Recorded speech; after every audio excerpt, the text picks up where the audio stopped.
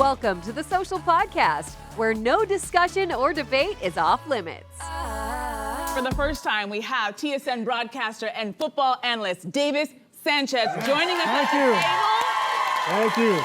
Yes, thank you. All right, so we have the perfect first topic for you, Davis. Are you ready to dive in? Let's go. Okay, let's do it. All right, so Taylor Swift's future brother-in-law, Jason Kelce, ruffled feathers recently when he ranted on his New Heights podcast about how he hates baseball and the Blue Jays. Right? You might say that he needs to calm down, right? He went on to say teams just buy World Series championships. So the big question is, do you agree that the World Series was bought? Wow. Davis, since you are a guest, we're gonna throw things over to you first. I didn't like the shade on Toronto and Canada. Thank you very much. Nice. We didn't like it either. You know what, I think that the first thing I'll say is it seems that he's just a little bitter because he's the ugly little brother. Just saying. We're starting off petty. I love it, Davis. Nah, look, I think he talks about buying teams, and that's the landscape of sports. Like if you can pay for it, then pay for it. And they did that. I give the Dodgers credit. They bought their team, but look how much the Dodgers spent on their team compared to what we spent, and we should have beat their butt. So that's another thing. So I don't mind. I don't mind. He's allowed to not care about baseball, just like anyone is allowed to not care about football. So he's allowed to have that opinion. Absolutely. What I didn't like about this was this idea that he was saying, why should I get excited about a Canadian baseball team? Yes. Americans have such a reputation about not caring about anybody outside of their own orbits. Yeah. And this is a reputation that is upheld by comments like this. It's just like, why should I know about that? It's not in America. And I just hate them reinforcing that. Not to mention the fact that the majority of the Blue Jays are American, you ding-dong. Thank you. So, thank you. Get out of here. Yeah, if you need an assistant sports commentator, I'd like to present Cynthia Loyst. I know nothing at all. Let me make a phone call. You know a few people, right? What do you think, Jess? What do you think about make of his comments? Sorry. Well, as an expert on all sports, I felt the same way you did. Like, it rubbed me the wrong way. It felt maybe like he was not bragging, because I did look up the stats of the NFL, sort of, what do you call that? Not a paycheck. Like his contract? No, payroll. Payroll, yeah. So there are 32 teams in the NFL. I looked that up. Just so you know. Nice job. And the Eagles, he plays for the Eagles. Yes, he did. He He's played. retired. He used to. He played, and they won last year, the Super Bowl. Yes, they did. Yeah. And the Eagles are 20th down on the 32 teams. Yeah. So I think for him, it's almost like a badge of honor. Like, look, we're number 20 when it comes to payroll, not number 1. So we didn't have to buy anything. He's kind of playing like that. But I agree with you. It's sort of like, well, kind of, you get what you pay for. Yep, absolutely. Yeah, but not always. No, and that's not the thing. always. And for anybody, I'm not a sports aficionado either, but I know there are plenty of teams, to your point, that do this in different leagues, and it doesn't always work. You can put all the money in and still not win the pennant. So, and if anybody should know that, it should be somebody who spent his entire life suiting up and running around with a bunch of millionaires so he can catch a ball, so he can hoist up a trophy and hold a ring. You know, his comment to me just proves that. You know, I know this podcast space is opened up to everybody, but not everybody deserves to be behind a mic. Because when you, as a former professional athlete, use your huge platform, thanks to your brother's fiance, to... Otherwise, would you know who he is? Most people wouldn't know who he is. I'm just saying, him and his wife, I'm just saying, right? When you use your platform to... it's Friday. To like really say something negative about an entire country. Why would you do that? Like, the comments, actually, you know, we have some of the comments that people wrote after he posted that on his TikTok. With that logic, no one in Canada should care about any NFL teams, because who cares about American teams, right? Yeah. And there was another one, Jason betraying all the Canadians, what do we do to you? And here's this other one, Jason hating on the Jays makes me sad. 1,700 people like that, and I'm sure there are more. Yeah. So to me, this is a lesson for him. It's like, if you're gonna be in this space, you better learn to be polite, like us Canadians, to all of your fans who help you take a check for that podcast that you have. You're not on the field anymore. You're in a different field. So he needs to learn that. We're gonna move on to this because there's a trailer now out for the new Michael Jackson biopic. Take a look. This is your story.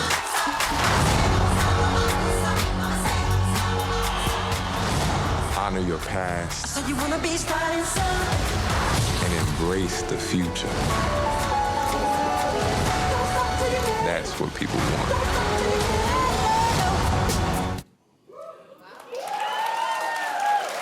So, what's your reaction to this trailer, Jess? Oh, I thought it was thrilling. I actually do. I love movie trailers, and just hearing that music, I was like, oh my God, this is so good. But just between us, I've kind of given up on music biopics. Okay, why? That genre, it just feels like they've become so formulated. Do you know what I mean? There's the childhood, then there's the trauma, then there's getting over the trauma, and then there's fame, and then there's more trauma. Like, it's so formulaic that they even made a movie sort of digging into it and making fun of it. Did anyone remember the movie Walk Hard? The Dewey Cox story? Like, they just ripped the whole genre to shreds because it's kind of like, why are you doing this? We know the story. Why not make a doc? Yeah. Instead, I don't know. Interesting. What do you think? Yeah, I would go as far, like, the Wonderland series or whatever it was that it really put him in a bad light, Michael Jackson. And so I think because his family is signing off on this, I know not all of his family loves it, but his family is signing off on it, at least gives a chance for people to have a different opinion maybe on Michael Jackson, at least, or show the greatness of his talents. Because I really think that people that weren't in the generation to see him like we were, they have this view of Michael Jackson. And so we don't know guilty or not guilty, that's not the conversation today. But I do think it gives a chance to shed a light on a global superstar. No. You know what, David? It's so funny. I totally agree with you. Like, I understand, because his family is part of this, and his nephew is actually playing Michael Jackson. So I understand what the family is trying to reframe and show people that he wasn't just this person, because near the end of his life, we all know it was very controversial. But this is the only thing I have to say about it. I think it's in the wrong place. This is gonna be in theaters. I think this needed to be on streaming. And hear me out. The majority of the kids now, like even people in this room, they really weren't around when Michael Jackson was doing his thing as a child and even into his 20s and 30s. So for them, they just kind of know the controversy. You want to get as many eyeballs as possible. And I feel like most people go to movies, they want to see something big. They want to see some big blockbuster. They don't want to hear about somebody who's passed away a long time ago that they kind of know about. I think the better thing to do is, if I've watched it and I come into the office and I go, did you catch that Michael Jackson movie? And they're like, I don't know. It's on blah, blah, blah. Name the streaming. More people are going to watch it as opposed to going to the cinema and spending, what, $50? Well, here's the thing. We had a conversation yesterday that I think this actually harkens back to, which is that, you know, movie houses are struggling to get butts and seats. And one of the things that is doing very well for them are these collective experiences. And what could be more of a collective experience than one where you're singing all these types of songs together in a group? I just went to see the MJ musical. Doesn't know him as much. But the MJ musical is also this kind of experience. It does sort of sanitize certain elements, but people get together and you could feel the energy in the theater of people wanting to sing. And I feel like this actually might be the right spot for it. You know what? If they could make Michael Jackson into a superhero and then shoot him into space, then the kids will go. It's definitely going streaming. It's going to go to the theater. It's going to go streaming out. Streaming is going to be better. Anyways, all right. You guys can tell me about it after you see it. Okay. So Vogue, that's that little fashion magazine. So Vogue tried to ask Timothée Chalamet about his romantic life. The actor has been dating someone named Kylie Jenner, but Timothée wouldn't have it. He reportedly told them, I just don't have anything to say. So, Davis, do you respect Timothy's commitment to his privacy, even though he's dating like a really public personality? Okay, so let's say this. You see these guys in public, they're all over each other, which I get it. They're both attractive people. So, but if you're gonna be in public all over each other, then you're kind of making your relationship public. That's private stuff, keep it private. If you're gonna be public everywhere, be public. So I think they should at least give something. You don't have to give details of your relationship, but don't just say nothing because you're making money off of the public, everybody. That's true. That's why I think they should give something, you do it. I hear you. I just was thinking that it's kind of hard to be in that position though, if you want to keep it private. What I think he should have said was something like, you know what, we have a great relationship and that's all I'm gonna say. Yes. That's at least giving it, but this kind of reactionary sort of like, I'm not gonna say, I have nothing to say about that. It sounds a bit defensive, but I think it's almost inflammatory, like he's trying to get attention by saying, I'm not speaking. Just say that. I love her, it's wonderful, thank you for asking. And that's it. He could have said, you look angry, your eyebrows. Jess just looked at me, she's like, And I was like, what? It's my thinking face. Oh, okay, sorry. I thought you were ready to give it to Very Timothy. rarely. No, Davis, I completely agree with you. You can't have it both ways. I agree with him in the sense that if you have something special, you don't want to share it with the public because that's how they spoil it, right? So I get where he's coming from, but you cannot be making out like two teenagers behind a Shoppers Drug Mart like this. This is them at the Golden Globes. Look at his hand. Look at their mouth. This is them at the Oscars. You guys are, again, making out like two teenagers. Playing tonsil And then hockey. this one, at the US Open. How are you, those tickets are so expensive, and look at what they're doing. They're making out. You can't be doing that kind of stuff and then go, I don't want to talk about it. It's like, sweetheart, you guys are literally dry humping each other. You gotta say something. Say something. My colleagues up here make some excellent points, but this was like a massive profile. And I have to say, I skimmed the article, I actually read the whole thing in Vogue. And when you read that quote in context, it comes almost near the end, it didn't bump as much because he comes across as this really eloquent, considerate, confident young man, and it gives so much of the backstory, almost like a biofilm, music film. And then when it gets down to the relationship bit, the journalist just writes, he will not talk about his relationship. And then he says, and I don't say that with any fear, I just don't have anything to say. And for some reason I was like, yeah, like, what do you want him to say about it? I wanted to say, I love her. But Thank we you. know that. That's it. He's That's over it. there. I love her. Do you know what I Jay. mean? It just feels like they're really pushing, like, what you want him to say the obvious, like, yeah, I love my girlfriend. Duh. Do you know what I mean? Like, Well, what do here's the you deal. want? We want it all. If you're, again. Am I wrong? Am I wrong? You want him to open up the phone, show the text If messages. you're gonna wear matching outfits, we want answers. We want to say something. Also, as a woman, if I'm dating someone and I know I don't want him to spill all our beans, say something, honey. Make me feel special. Make me say it's like, you know what? She's the most special person I've ever met. I'd be like, that's my man. Like, just say something. I'm just Okay. Are we going to move on to this next? The Wall Street Journal is reporting that some restaurants are pitching water as a fine dining experience. So some even, get this, have water menus and water sommeliers that can help you find the right pairing to put your HTO with your steak. So can water really be, I know, can water be part of a fine dining experience? I'm such a loser because I associate water with just staying alive, like with just drinking it. Yeah.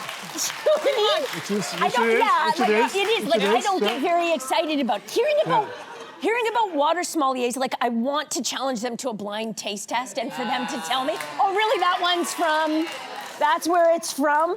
But then again, like, I've never had an $11 bottle of water. So maybe if we tried one, we'd be like, oh, I see the difference. I did have an $8 bottle of water once, and all I tasted was rage.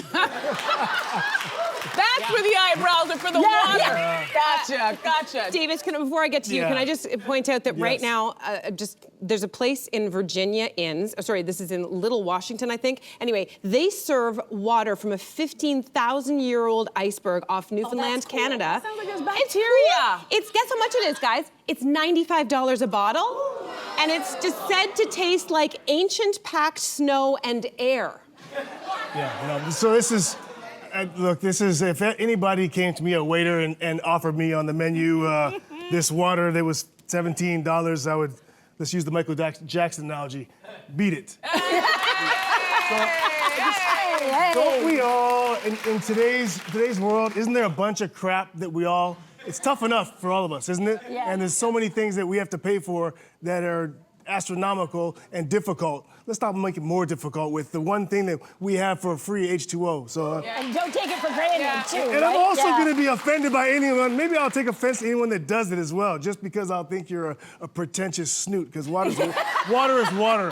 Only thing I will say is that there is a taste to, not all water is created equal. I know, but $95? No, I'm just saying what are we trying to do? Something to I think taste. there's a larger problem with this whole, fine dining in total. I'm laughing at this water thing because I'm a generation, I grew up drinking from the green garden hose, remember that? Yeah. That water was fine to me. So I'm not paying for that water. I never pay for that water, but I think there's a bigger problem. Like, I've gone to these restaurants and they're like, oh, this is the shade and it's in this and this is the foam of this. $400 later, and afterwards, I gotta go to a fast food restaurant because I'm starving. Yeah. Right? Yeah. And then they try to make it so elite and they're like, oh, there's a wait list. You can't be here until 2028. I don't know how hungry I'm gonna be, Susan, on December 3rd, 2028. So this whole fine dining thing, it's all just special. Isn't that a nice way to end it? Very Just in nice case way. they want to come and sponsor the show. Our next topic, a mom on Reddit wrote that she didn't want her teenage son to feel pressured after he picked up the violin, so she told him it's okay if you suck. But her husband got upset and told her that she was way too harsh with her words. So is this language too harsh for a child, or is the husband being a little too precious about the word suck? Davis, well, you're a parent. You have 2 kids? I have 2 daughters, 5 and 7. Okay. Okay. And the first thing I would say, actually, I'll say this first. If anyone up here has a different opinion than me, we have a problem. Because this is a very simple, this is very simple. This is very simple. Okay. It's absolutely okay. He's 17 years old. Like, this is a 17-year-old. You can tell him the truth and have a conversation. And he said he sucked. Yeah. That was a part of it. The Yes. kid said he sucked, so you're reiterating that you're not good. It is what it is. Also, You're right, it is what it is. But he did. Can I disagree with you for 1 second? Can I add one Oh, thing? yeah, no, go, I will go. say this, just that we all know you have friends, kids, different things. Everyone reacts to things differently. So I would take it. I have one daughter who I can say that to. Be totally fine. She'd take it. Good point. A different one that would be, her feelings would be hurt. Yeah. So know your audience. No, buddy. you're That's- That's a really good yeah, lesson. you made Great your point. point. Like, I think I agree with you that he is 17. I think maybe some kids are sensitive. And that maybe because even though he was saying, like, I'm not very good at this, Mom, you don't have to pay for extra lessons, he might have been saying that to fish for compliments. Yeah. And when she came back with, yeah, well, you suck, you can see how that could wound. But I do think there is something about embracing this idea of sucking at something and Yes. finding the joy in it. Because I certainly was raised like, if I didn't do something immediately out of the gate really, really well, I just abandon it. Yeah. Whereas when you're a little kid, you don't think about how good your drawing is. You just draw for the pleasure of it. And as we get older, we're so harsh on ourselves that we cut ourselves off to that kind of joy. I totally agree, and that was part of the mom's original message. She said it's okay if you suck. As long as you enjoy it, Yeah. why give up? And I actually think in this day and age, what a gorgeous message that is. Like, the alternative of almost lying and being like, no, you play just as well as Zach Perlman. Like, don't stop. Like, the idea of telling our kids you can be anything you want if you only dream it. Which is not true. Do you know what I mean? You can be anything you want. No, you No, can't. you can't. But just No, you supporting the can't. things that they love. Like she was saying, you don't have to be perfect, but you can keep doing it. I thought that was beautiful. Yeah, oh boy. I think maybe all that water I drank from the hose, I was trying to find what the problem was. Because I'm sandwiched in between a generation that was way harsher with their words and a generation where we're very sensitive and we know how it affects people's mental health. So the first person kicks in, the original like harsh language. So I was like, suck, that's the worst. I once had a dance teacher walk up to me during a performance and go, suck in your belly. And I was like 8 years old.